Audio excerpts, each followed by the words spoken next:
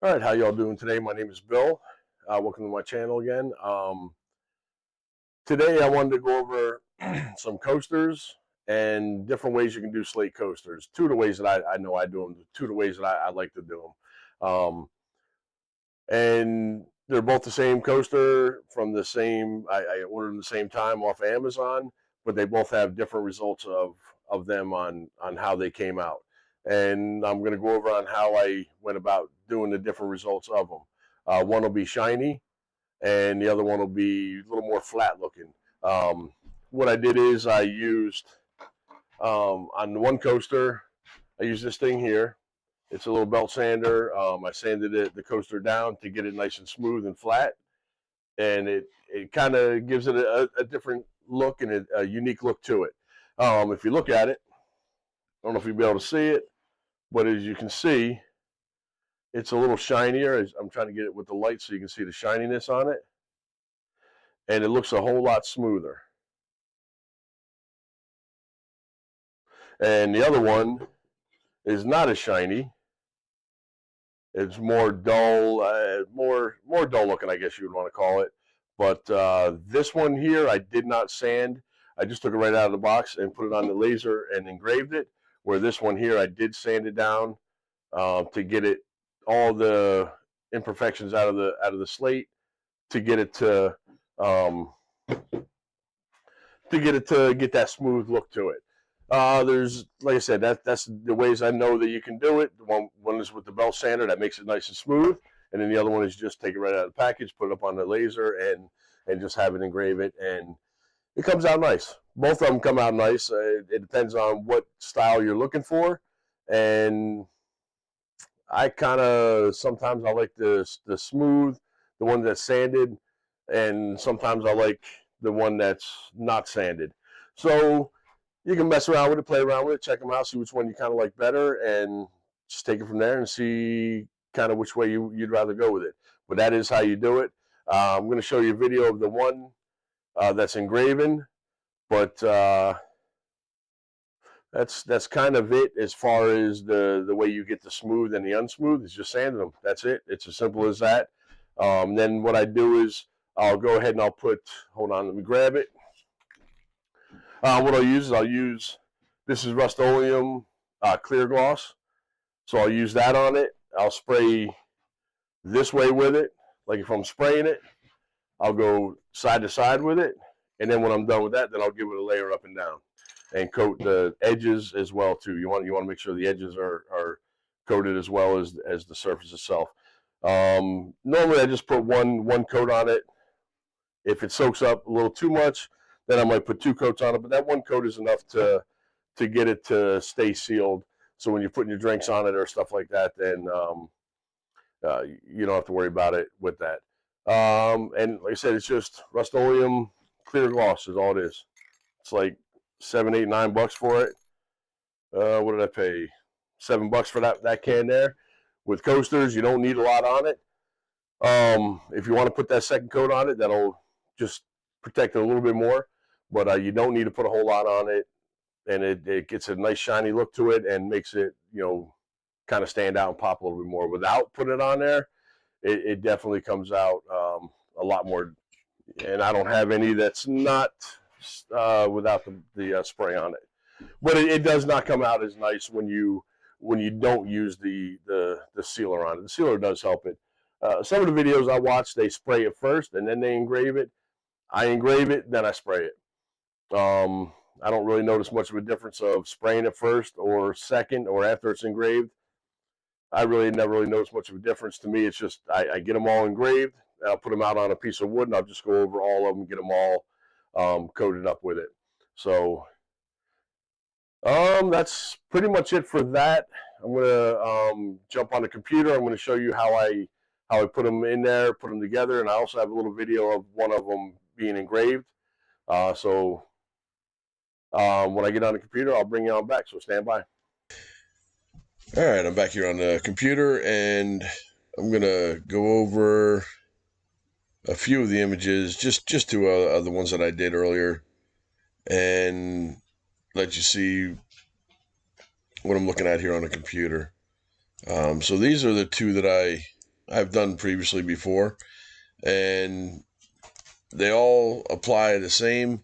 You go on the internet, you find the one you want, bring it in to lightburn, edit them a little bit if you need to, but whatever the case is, you just go in lightburn and you just edit them how you feel you need to do them. These have already been edited, so I don't really have to mess too much with them. And they're coasters, they're only 4 inches by 4 inches, so you're not really dealing with a lot of detail that you're really going to see a whole lot of. So you don't have to spend a whole lot of time editing. If you're making something a lot bigger, then you would see much more of the image.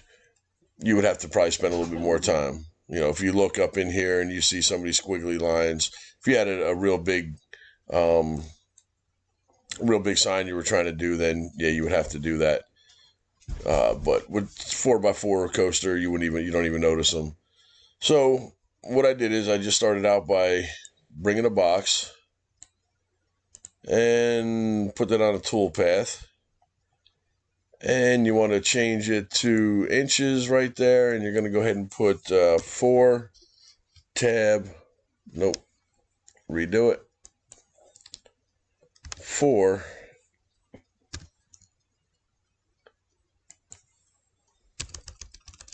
all right, 4 tab 4.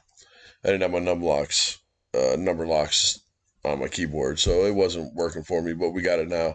So you go ahead and you get your image to this size of the 4 inches by 4 inches, because that's what the coasters are, usually standard.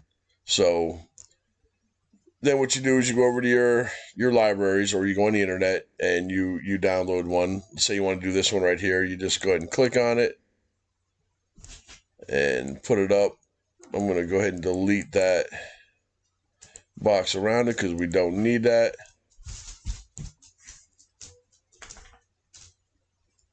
And you put it in the middle-ish. Click on the outer line and then hit the center button and center that right up in there. So that's as easy as what that is. It's the 4x4 square. That's the size of your coaster. And then you can go ahead and you can adjust your image to whatever it is you're looking for. You don't want to go too big because you got to remember those coasters have those jagged edges around it. So if, let's say you was to blow it all the way up to the edge, when you go to do it, you're gonna probably miss quite a bit of your image around the outside of it. So, and that all comes with just trial and error. So you just go ahead and get a coaster. The first thing you want to do is you want to do a material test on it to know what your speeds, what your power is, in order to have that, be able to burn that onto the coaster the best that you can. Every machine is different. Every different coasters are different. So you want to definitely make sure that you do a test on that to make sure what your best settings are going to be for it. And once you do get the speeds and the power and the speed and power of what you're looking for, then you know where you're good to go.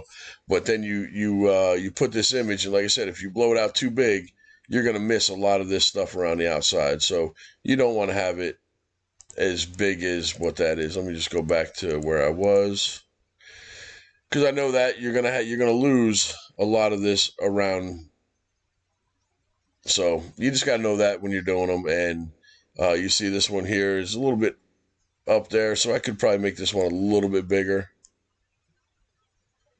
Probably right about there would be good, because you are going to get some of those starting to hit the edges, like the Snoopy one did. The bottom part of this was down at the bottom part of that coaster, so you do want to make sure you do mess and play around with it, and get your material centered on that coaster properly, and then you'll know you have it.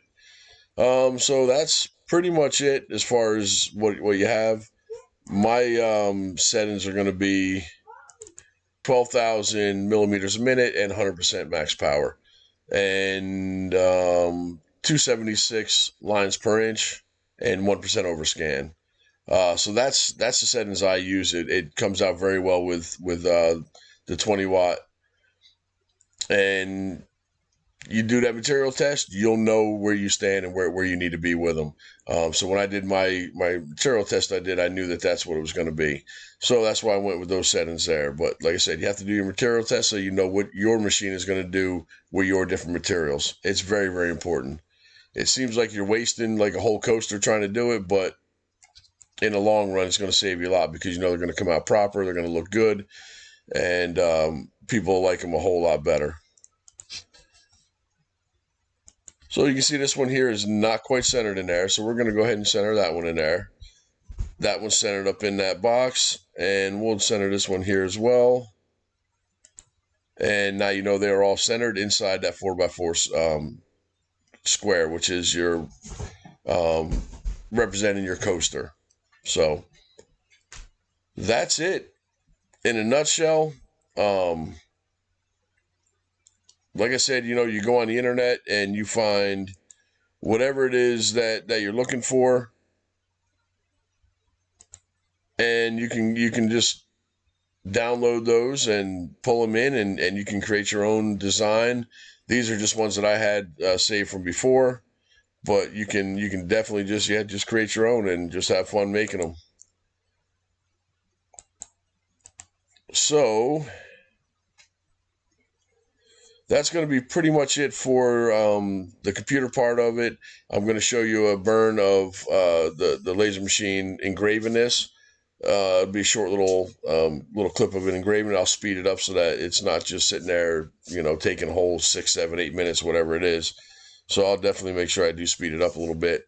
So when you do watch it, you'll know that that's not how fast that laser goes, obviously. But I think I'll speed it up to like 7 or 10.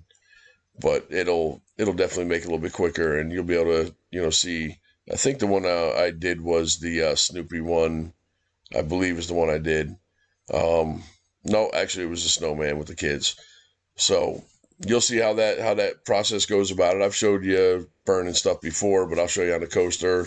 It'll be a little music with it, and you'll be able to see the engrave of it. Hope you got something out of this. I hope you enjoyed it. I kept it as short as I could for us. Like I said, a lot of these other things here, pulling these images in off the internet, is stuff I've covered before. So if you haven't seen them, just go to my channel and go down, and you'll be able to see how I do pull some of those images in, and how I go ahead and get them edited and put together so that they're ready to be burnt.